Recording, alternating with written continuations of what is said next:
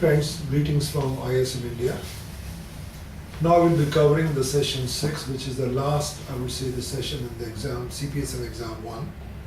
And this is about supplier relationship management, in short called SRM. If you look at the trends of procurement over the last 4 decades or 5 decades, we started with the tactical procurement, then from tactical we moved to strategic sourcing, from strategic sourcing the trend moved towards category management, and the last is all about SRM. So in the last decade you can see around, there's a lot of focus put on the supplier relationship management. While if you go traditionally, we used to keep supplier as more like an alien, keep them at a distance. But now people are trying to say, guys, if you want to do a good job, be part of them. So build up a wonderful relationship. So in this session, what we will try to cover up, there are 6 agenda items, and the very first agenda item is identifying the opportunities and benefits of rationalizing supply base. You must be hearing all the time that some companies are rationalizing supply base. Some have 300 suppliers for X item. This okay, now cut down from 300 to 20, 25. So rationalizing helps you to manage better. Second agenda item will cover around developing and manage effective relationship with suppliers. And there could be 8 questions on that. The next one is develop and implement a supplier diversity program. You have a wonderful base, but you want to have a diversity of them. So there could be 5 questions. Friends, welcome to the learning journey, and we will be covering up supplier relation management. Under the SRM, we have 6 agenda items. The very first one is identifying the opportunities and benefits of rationalizing. So the whole focus in this agenda item, which will have 6 questions, is rationalizing the supply base. Basically, we're trying to optimize, trying to find the right mix of suppliers which can cover my needs and day-to-day requirements around. I'm sure many of your companies must be having 4-digit, 5-digit number of suppliers. But do we really need that much around? Can we cut it down? Some suppliers might be in your list, but you've never done business with them. So the whole purpose of this agenda is, how do we rationalize the right mix of suppliers around? Now coming back to the rationalizing of supply base. So the introduction, as I explained to you, is the process of determining the right mix and number of suppliers to best meet the requirements. It could call for addition, it could call for deletions, substitution. So either you add, or you say, guys, I got too many suppliers, let me cut this. Or you want to substitute one because they are not doing a good job with another one. Now the type of tools which are used for this purpose, obviously you are very conversant with the SWOT analysis. S stands for strength, weakness, opportunity, and threats. So you try to review your existing supplier database. You say, guys, I'm weak on the suppliers dealing with critical items. Or I have got too many suppliers for routine items. I've got hardly any suppliers for strategic items. So based on that, you try to identify what are my weaknesses, what are my strengths, what are the opportunities, and what are the threats for me. And all this SWOT part is compared with your competitor, with your peers in the market around. We can also use data mining tools.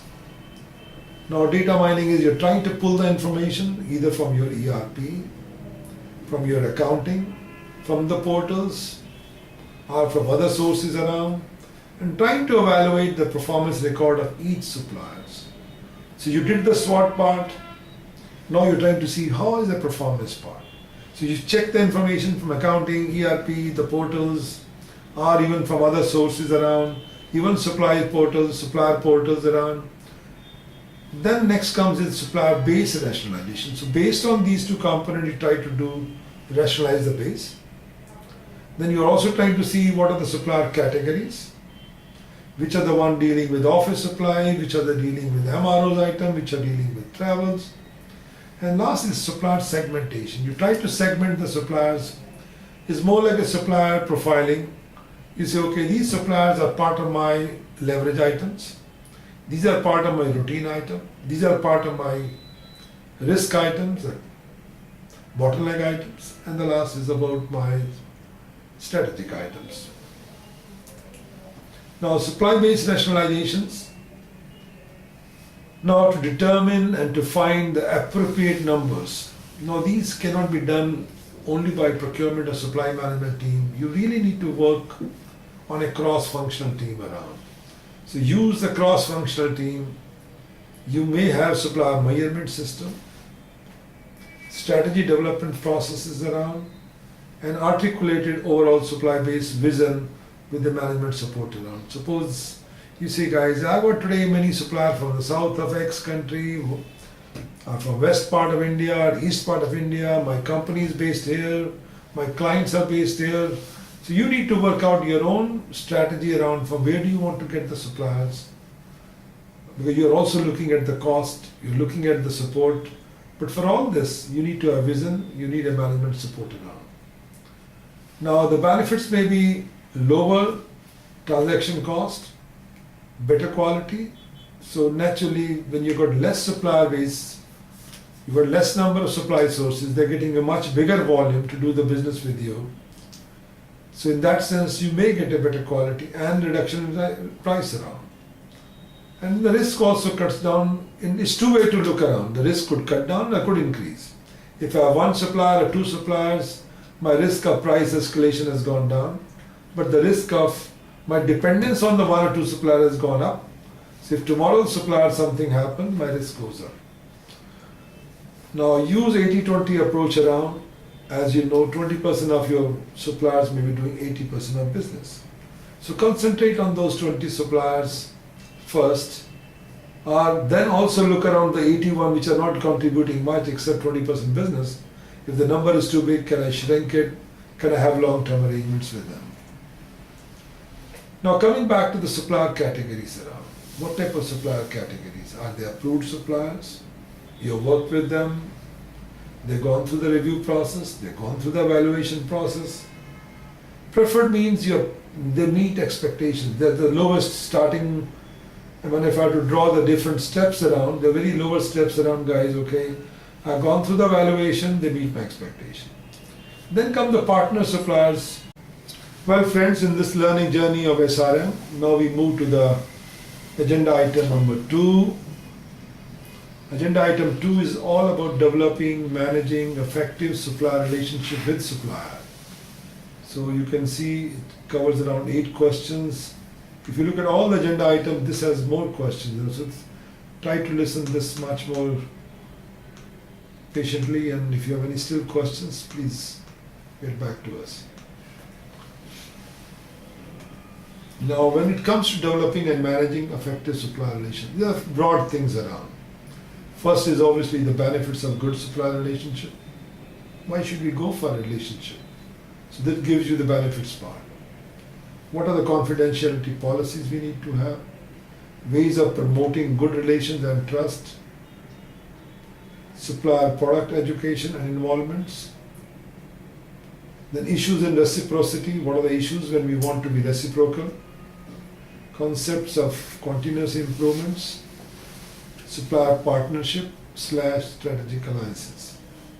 Now reverse marketing, supplier development, and supply chain management, supply-based innovation. So these are the factors, issues which goes behind in managing and developing effective SRM. So let's walk through the very first one, benefits. So to some extent it is very self-explanatory. The benefits is it helps in meeting the organizational objectives. Lower total cost. The total cost goes down because you don't have to send too many reminders. The relationship is very good. You can call the guy and get the job done. Improved speed to the market. So naturally your cycle time also goes down. Dependence becomes more. So in the process your speed to the market also improves. Process innovations. So the process also could be improved, innovated. And delivery initiatives. E-procurement technology helping us to dehumanize this whole relationship and make them electronic in nature. This is okay for standard, but in some situation one needs human interactions in the form of solid relationship management. So you need, e-procurement is helping you a lot, but some places, in spite of all these tools, you need a wonderful SRM. Now the confidentiality policies is all about trust. The basis of a relationship is all trust. It's built on the basis of confidentiality of information between them. The information could be the bidding documents, could be design, intellectual property, could be software, could be goods to define non-disclosure agreement. So they are all part of NDA.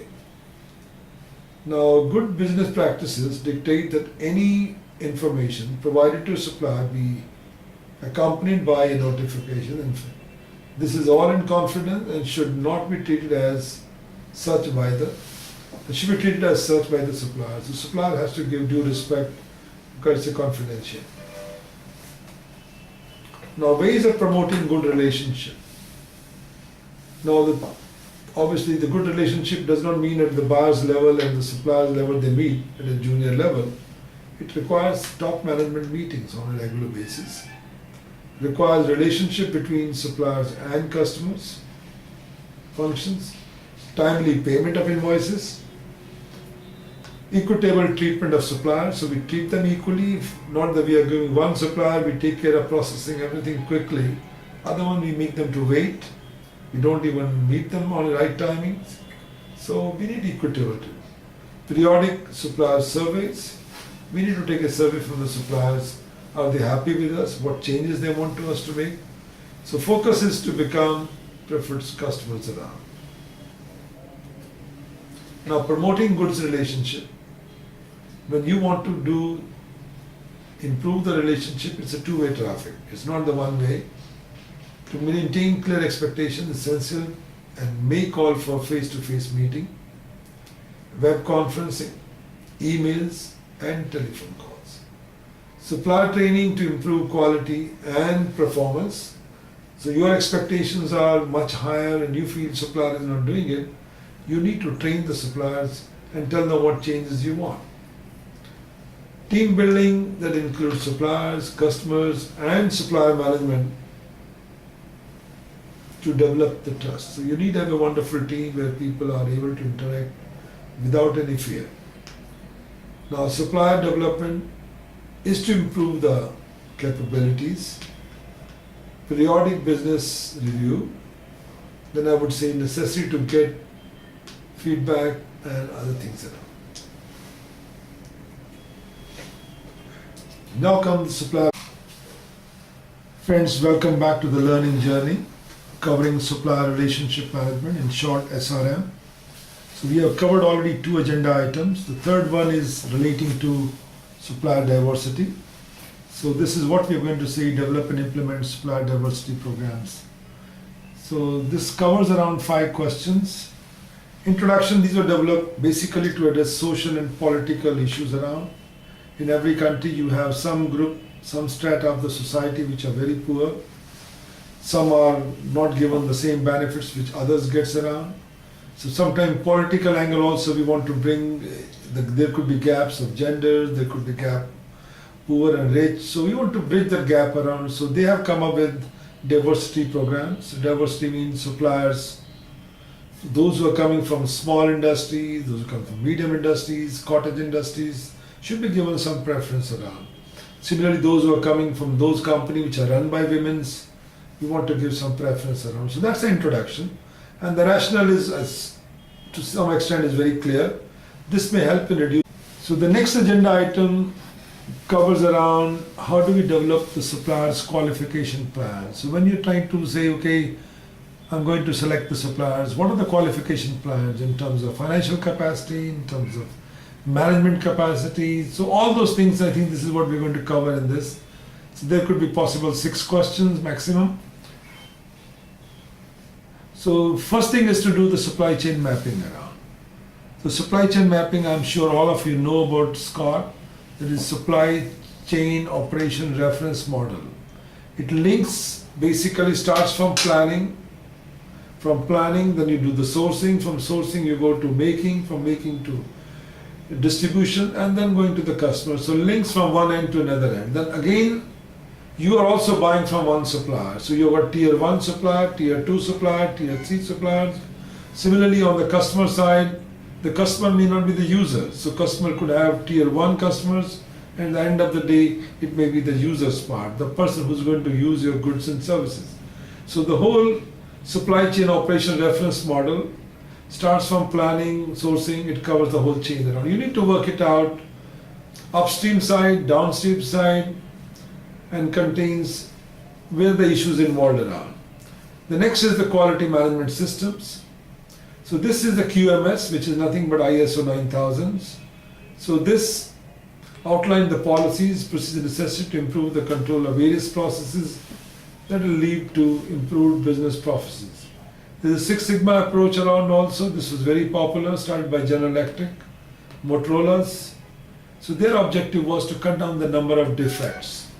Okay, any defects that happens, and then if the defect product goes to the customers, getting it back, recycling it, this basically cuts down your image and increases the cost around.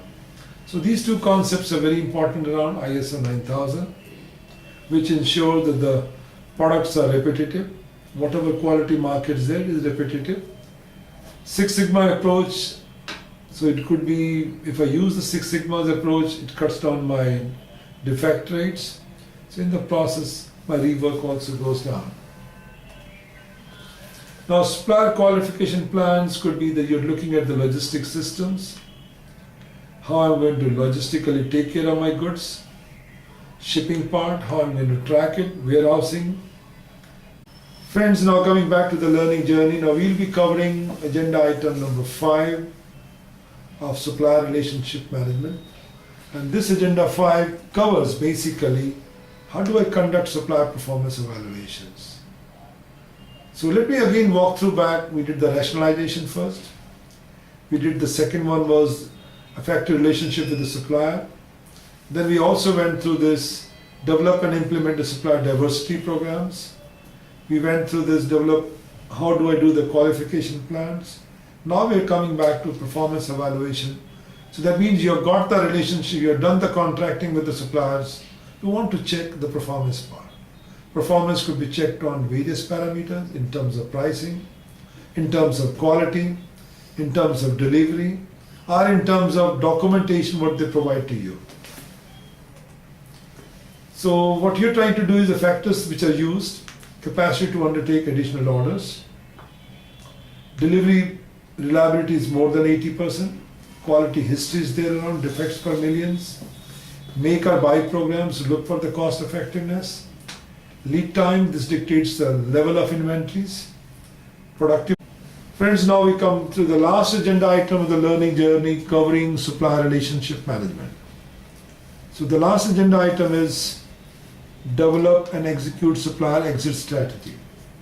You had many good suppliers, but some suppliers are not performing as per your expectations. You might have developed a long-term arrangements with them. You might be having blanket purchase order agreement with them. You want to have the exit of them. So that exit part also has to be executed and developed in a process form. Now, introduction I'm trying to say is to exit a relationship can be more difficult than initiating it. You can enter into this relationship. So this relationship is more like a marriage. You can enter into marriage, but to get out of it is more difficult. So this can minimize the impact of the